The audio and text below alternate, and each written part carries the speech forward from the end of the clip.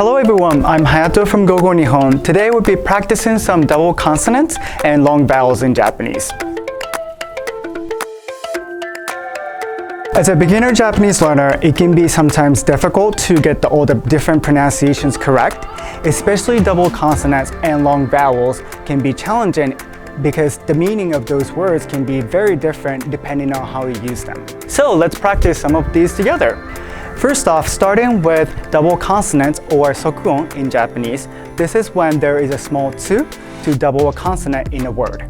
Some examples of these are Nippon, yukkuri, yappari, kitte, zasshi, sakka, itta, nishi. As you can hear, there's a slight pause when pronouncing these double consonants. It's not the easiest thing at first, but you'll get the hang of it once you become more familiar with the language. Next up is long vowels or choon, which is used to lengthen the pronunciation of words in Japanese. It's important to know that there are many words that sound the same, where the only difference is that one has a longer vowel and the other one doesn't. Using the wrong pronunciation can change the meaning of a word entirely. So let's hear some examples. First, we have obasan, which means aunt, and obaasan, which means grandmother. Next up, we have ningyo, meaning mermaid.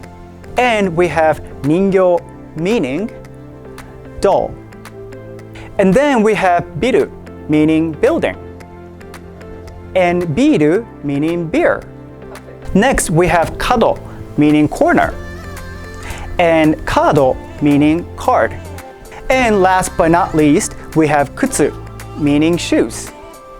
And kutsu, meaning pain. Could you hear the difference?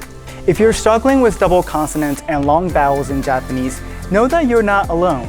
As you become more familiar with the Japanese language, it will become a lot easier for you to recognize all these different pronunciation patterns. So keep practicing and good luck!